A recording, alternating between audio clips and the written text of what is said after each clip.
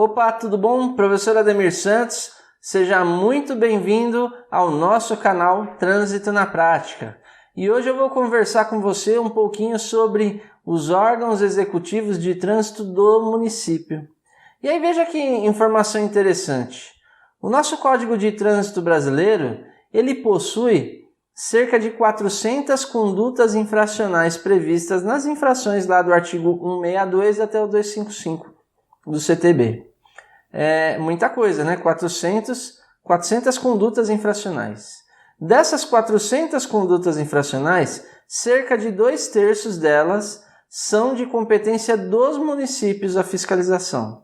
Então, mais da metade dessas condutas infracionais, a competência de fiscalizar é do município.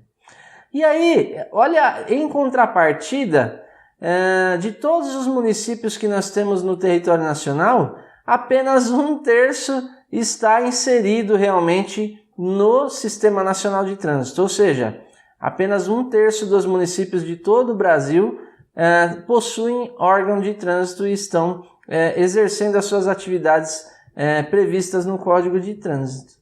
É uma relação aí inversamente proporcional, né?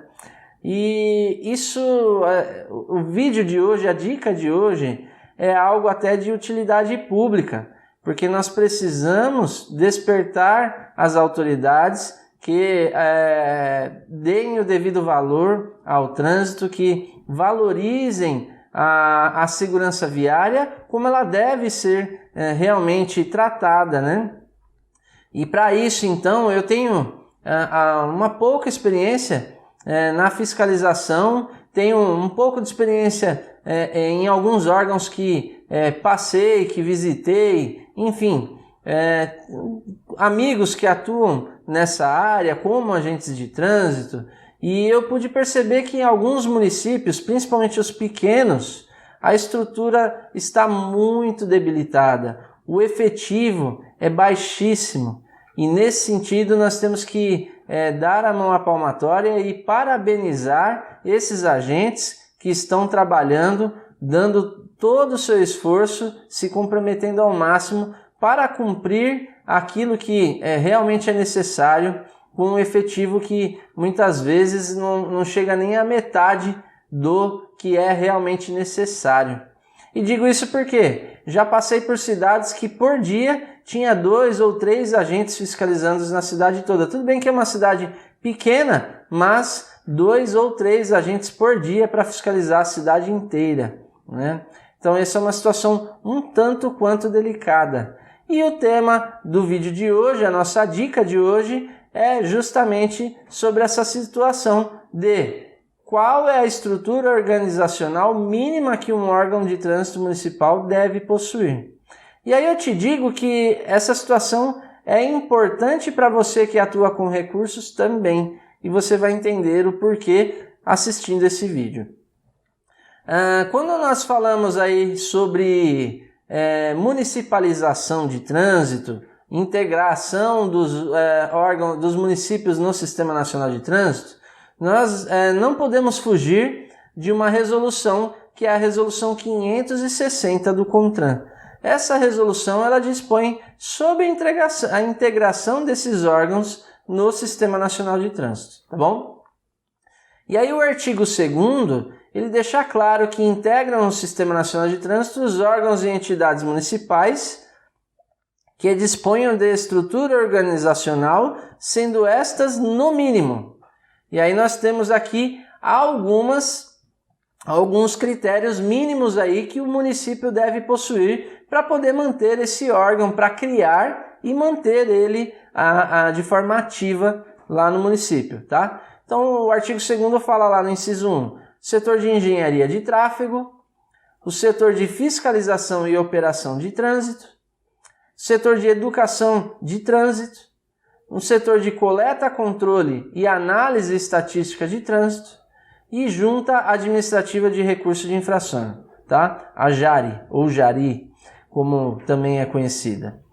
O fato é então que essa resolução ela traz os requisitos mínimos que um órgão de trânsito municipal deve possuir. Então, setor de engenharia, fiscalização, operação, educação para o trânsito, coleta, controle e análise estatística, não é isso? E a JARE. Agora imagine você que muitos e muitos órgãos de trânsito são criados, a competência de acompanhar essa situação é do CETRAN, o CETRAN ele acompanha na criação e depois dessa criação não há mais uma fiscalização efetiva, porque tanto o CETRAN, por exemplo, de alguns estados não tem o seu efetivo, um número adequado no seu efetivo, como também o próprio órgão de trânsito ele também não tem um número adequado no seu efetivo para a atuação do dia a dia. E como fica isso? A situação é que, na verdade, o cidadão é que é prejudicado, tanto na questão da segurança viária, quanto na questão das infrações que são lavradas no município e que muitas vezes não tem o setor de engenharia correto. E quantas vezes nós vemos aí sinalizações de trânsito de forma inadequada. O órgão sinalizar uma via com uma placa, uma sinalização, seja ela vertical ou horizontal, em desconformidade com a norma do CONTRAN, as resoluções do CONTRAN, aquilo que é previsto em lei, tá ok? Isso acontece bastante. Muitas cidades nós passamos por aí e nós encontramos sinalização de trânsito, por exemplo, de forma instalada de forma irregular. Irregular no sentido que não preenche os requisitos do CONTRAN, as especificações, as normas e especificações do CONTRAN. Setor de educação de trânsito, que praticamente não existe em várias cidades e assim por diante.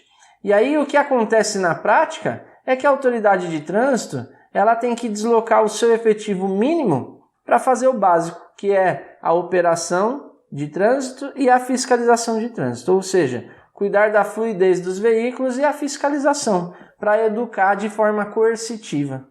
Ao passo que, na verdade, não há nem a possibilidade de se educar da forma correta, com o setor correto.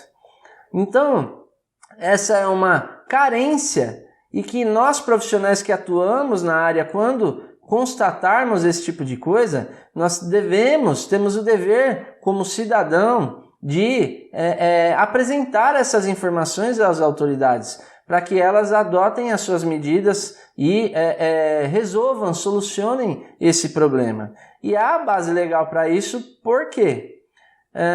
Veja lá no artigo, então, 7º da Resolução 560, ele traz a situação de...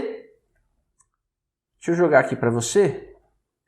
Ele traz aqui a situação de que os municípios integrados ao SNT deverão manter a estrutura definida nessa resolução. E por que é que eu estou falando dessa situação? Porque muitas vezes o órgão, no momento da criação, ele está tudo bonitinho. Ele tem várias salas lá. A sala da JARE, a sala do setor de educação, a sala do setor de engenharia e assim por diante. Cada um lá com seus funcionários, seus servidores. Saiu da fiscalização lá para aprovação. O órgão foi aprovado e ele realmente foi instituído através de portaria do DENATRAN. Pronto. Aí, infelizmente, para que dê conta do serviço operacional lá na rua, tira todo mundo da sala e coloca lá na rua. E esses setores ficam vazios, tá? Isso é que acontece. E o artigo 7º, como nós vimos, ele traz aí a previsão de que essa estrutura deve ser mantida e cabe ao CETRAN realizar inspeções técnicas periódicas.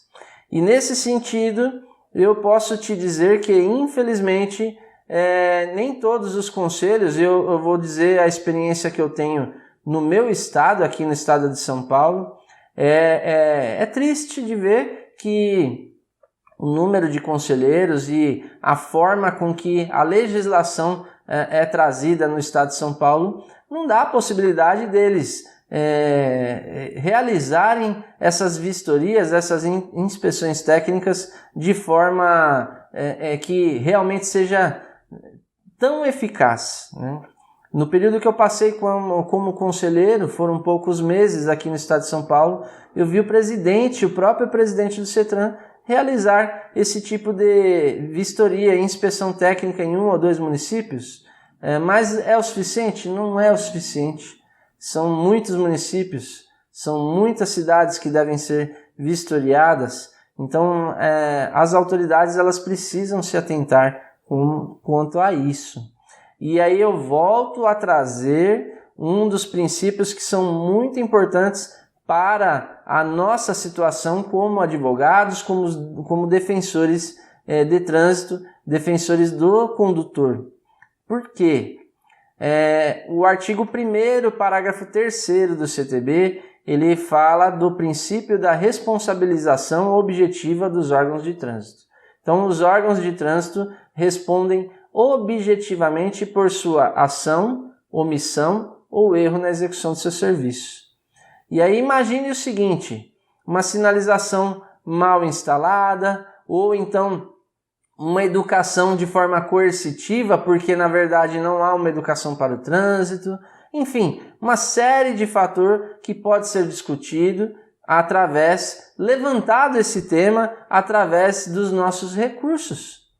Por quê? Na JARE, é uma das competências da JARE, artigo 17, inciso 3, inclusive, é de apresentar aos órgãos de trânsito as deficiências, as situações observadas para que ele possa corrigir. Então, toda e qualquer situação desse tipo é muito importante que você questione para que os órgãos tenham condições de requerer isso das autoridades competentes, verba, número de efetivo adequado, dentre outras situações. Tá ok? O prazo aí, então, inclusive o artigo 7º, parágrafo 1º, ele fala que se nessa inspeção técnica for constatada uma deficiência, o CETRAN tem que avisar, notificar o órgão com um prazo para regularizar. E se não regularizar, o DENATRAN tem que ser informado sobre isso aí para que tomem as devidas medidas, tá ok? Então, é muito importante que você deixe consignado, sempre registre isso. E mais uma vez eu digo, existe um capítulo no CTB que é o capítulo do cidadão, com apenas 2 artigos, artigos 72 e 73 do CTB, que é justamente, cabe a qualquer pessoa, qualquer cidadão, realizar consultas, solicitar providências, pedir providências de algumas questões e compete ao órgão, o órgão tem o dever de responder e informar qual é a postura a ser adotada, tá ok? Então fica aqui a minha dica de hoje, eu espero que você tenha gostado desse vídeo, desse conteúdo, já deixe seu like aí, se inscreve no canal e compartilha, copia o link aí, compartilha nos seus grupos de trânsito, para eu entender que você realmente está gostando desse material e que a gente possa continuar nesse caminho de produção de conteúdo para você aqui nas redes sociais, tá ok? Então, um abraço do professor Ademir Santos e até o próximo vídeo.